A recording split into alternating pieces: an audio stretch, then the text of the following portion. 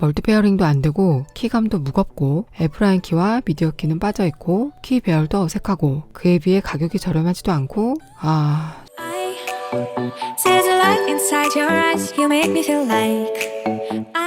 안녕하세요, 칼리아입니다. 자, 저번 시간엔 피스넷 폴더노트와 엑스폴딩 레이저 키보드를 소개해드렸었는데요. 오늘은 4단 접이식 5화 키보드를 가지고 왔습니다. 4단으로 접히다 보니까 많이들 쓰시는 것 같은데 아마 오늘은 다른 키보드와 다르게 장점보다는 단점이 좀 더 많이 나올 수 있을 듯 합니다. 장단점 잘 참고하셔서 현명한 구매 선택이 되시길 바랍니다. 목차는 개봉, 외관, 스펙, 페어링, 사용감, 거치대, 장단점, 마무리 순으로 말씀드리겠습니다. 영상 아래 더보기란에 타임테이블이 있습니다.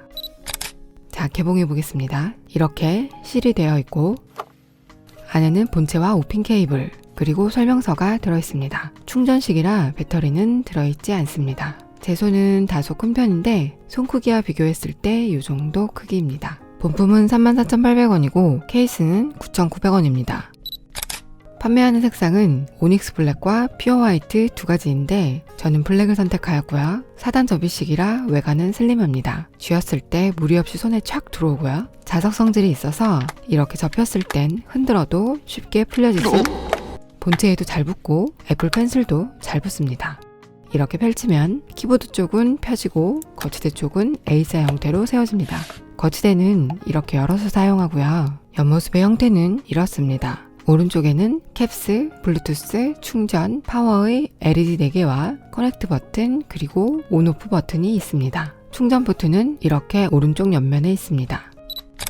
사이즈는 접었을 땐 가로 237, 세로 55, 두께 19mm이고 무게는 280g입니다. 폈을 때는 가로 237, 세로 176, 두께 5mm이고 거치대의 높이는 46mm입니다. 항상 들고 다니는 아이폰 11 프로 맥스의 무게가 케이스 포함 258g인데 핸드폰보다 약 22g이 더 나가는 정도네요. 이번에 구입한 4개의 키보드 중에서는 가장 무게가 많이 나갔습니다. 자판은 5열에 62키이고 요새 나오는 키보드들이 보통 세대의 멀티 페어링은 기본으로 탑재해주는데 근데 이 제품은 아쉽게도 멀티 페어링은 되지 않습니다. 가격이 34,800원으로 특별히 저렴하지도 않은데 기능은 빠져있는 느낌입니다. 블루투스 4.0을 지원하고 작동거리는 최대 10m입니다. 키 타입은 펜타그래프 방식의 낮은 키캡이고 배터리는 일반 건전지가 아닌 리튬 배터리를 사용하는 충전식이고 충전 포트는 마이크로 5핀입니다. 대략 4시간 충전으로 최대 72시간 사용 가능합니다. 앞서 소개시켜드린 피스넷 폴더노트와 아이노트 레이저와 비교하자면 완충시간은 2배로 꽤 길게 충전해야 하고 사용시간은 세교 비교 시에 중간 정도 됩니다. 근데 얘네들은 사용자 필요시에 배터리 잔량을 확인할 수 있는데 이 아이는 배터리 잔량 확인을 할 수가 없습니다. 중간중간 알아서 충전을 해줘야 할 듯 싶습니다. 그리고 설명서에 전원을 오래 켜놓고 있으면 배터리 수명이 줄어들 수 있으니 꺼놓으란 것을 보면 자동 수면 모드는 없는 듯 합니다. 충전 시에는 빨간불, 완충 시에는 소등이 됩니다. 아이패드에 페어링 해보도록 하겠습니다. 키보드에 커넥트를 눌러주면 아이패드 설정, 블루투스 창에 5화 키보드가 뜨죠. 터치해주면 내 자리에 번호가 나오고 키보드에서 내 자리를 눌러준 후 엔터를 쳐주면 연결은 끝입니다. 연결이 잘 되었죠? 윈도우에도 페어링 해보도록 하겠습니다. 커넥트를 눌러주고 블루투스 또는 기타 장치 추가를 눌러서 5화 키보드를 선택해준 뒤 숫자가 뜨면 키보드에서도 똑같이 쳐주고 엔터를 치면 연결이 됩니다. 연결이 잘 되었죠? 자, 그럼 다시 아이패드로 연결해 보겠습니다. 아까 연결했으니 바로 연결될 것 같지만 멀티 페어링이 되지 않기 때문에 다른 기기를 연결했을 시에는 다시 페어링을 해주어야 합니다. 기존에 연결되었던 5화 키보드를 블루투스에서 이 기기 지우기로 지워주시고 아까 처음과 같이 다시 페어링 해주어야 합니다. 급할 때가 아니면 이렇게 여러 기기를 왔다 갔다 쓰는 건 무리겠죠? 그래서 멀티 페어링이 되는 키보드를 선호하게 됩니다. 자, 타건해 보도록 하겠습니다. 다른 접이식 키보드들과도 타건 한번 비교해 보세요.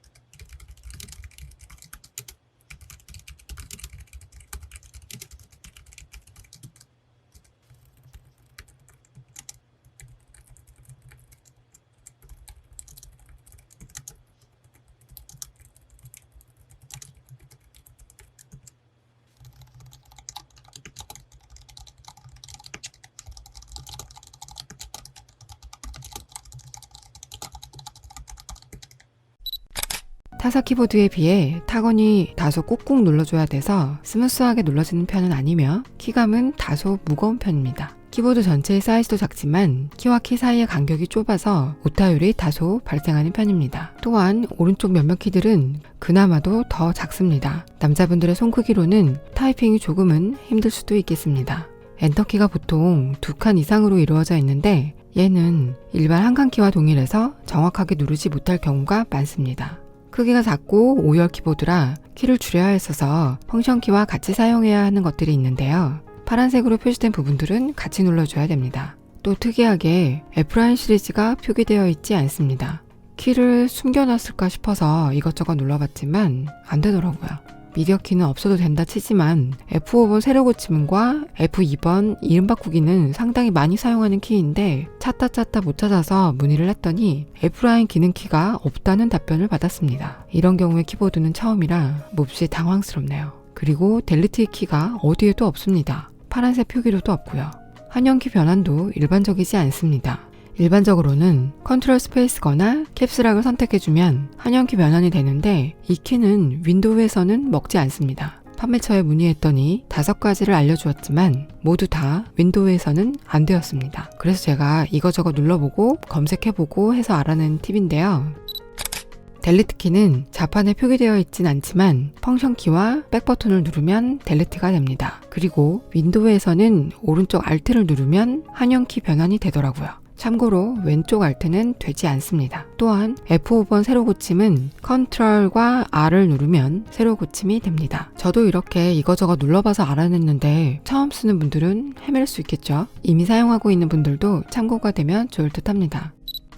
키 배열을 가만 보면 애플의 매직 키보드 키 배열인 듯 합니다. 그래서 보통은 컨트롤이 맨 왼쪽에 있는데 얘는 펑션 키와 자리가 바뀌어져 있어요. 일반적으로 컨트롤을 상당히 많이 쓰는 편인데 익숙치 않은 사람에게는 이 키 배치가 불편할 수 있습니다. 멀티 페어링도 안 되고 키감도 무겁고 F라인 키와 미디어 키는 빠져있고 키 배열도 어색하고 그에 비해 가격이 저렴하지도 않고 그나마 쓰임새를 좀 찾자면 크기가 작아서 장시간 타이핑에는 적합하지 않지만 아이패드 사용 시에 펜슬과 같이 사용하는 한손 키보드로 사용할 시에는 적합합니다. 크기가 작아서 손가락의 이동거리가 짧아지기 때문에 단축키 사용에 좋습니다. 그리고 크크크크 같은 연속조각 타이핑이 되지 않는다고들 많이 말씀하시는데 사실 그건 이 키보드만 안 되는 건 아닙니다. 윈도우에 연결 시에는 가능하고요. 애플 기기와 연결 시에는 되지 않습니다. 이건 다른 키보드들도 마찬가지인 것을 보면 OS가 달라서일 수 있습니다. 대신에 애플에서는 쌍자음을 2번 터치로 사용할 수 있습니다. 원래는 Shift와 함께 사용하지만 이럴 때는 Shift 없이 2번 터치로 사용할 수 있습니다. 또 대문자를 연속 사용 못한다고 많이들 말씀하시는데 이건 아이패드에서 설정, 손쉬운 사용, 키보드, 고정키를 체크해주면 Shift를 2번 눌렀을 때 오른쪽에 아이콘이 뜨고 대문자가 고정돼서 타이핑됩니다. 대문자 연속해서 타이핑하기 해결되었죠. 거치대를 열면 핸드폰 정도를 거치하기에는 딱인 것 같습니다. 다만 제 아이패드는 11인치인데 거치했을 때 무게를 이기지 못하고 뒤로 넘어가고요. 딱히 안정적인 느낌은 아닌 것 같습니다. 또한 핸드폰도 아이패드도 가로 거치만 될 뿐 세로 거치는 되지 않습니다. 거치하는 기기는 10인치 이하의 기기를 사용하는 게 좋을 것 같습니다. 사실 아이패드용으로 샀는데 결국 거치대는 무용지물이네요. 판매 상세 페이지에 이런 건 좀 써줬으면 구입 결정에 도움이 될 듯 합니다. 이럴 것 같으면 4칸 중에 2칸만 가지고 다니고 싶네요. 자, 장단점 정리해 보겠습니다. 우선 장점, 4단 접이식이라 손에 촥 들어옵니다. 휴대성이 좋습니다. 작아서 책상 차지를 많이 하지 않습니다. 한손 단축키 키보드로 사용 시 사이즈가 작아서 적합합니다. 자, 다음은 단점 보겠습니다. 멀티 페어링이 되지 않습니다. 키캡의 크기가 작고 키 간격도 작은 편이어서 다소 오타 발생률이 높은 편입니다. 더구나 오른쪽 몇몇 키들은 더 작습니다. 키감이 여타 비슷한 키보드들에 비해 무거운 편입니다. F1, F12에 F라인 키와 미디어 키가 없습니다. 펑션 키와 컨트롤 키가 바뀌어져 있어서 다소 불편할 수 있습니다. 따라서 구입 시에 키 배열을 확인하고 구입하시길 바랍니다. 배터리 잔량 확인을 할 수가 없습니다. 거치대가 일체형이나 작은 기기만 사용 가능합니다. 10인치 이하를 권장합니다. 거치대가 분리되면 더 좋을 듯 하나 분리는 되지 않습니다. 아이패드 11인치 이상 사용자는 무게만 늘어난 셈입니다. 전체 사이즈가 작아 장시간 타이핑에는 부적합합니다. 타사 비교 시 무게가 휴대용으로 아주 가볍진 않습니다.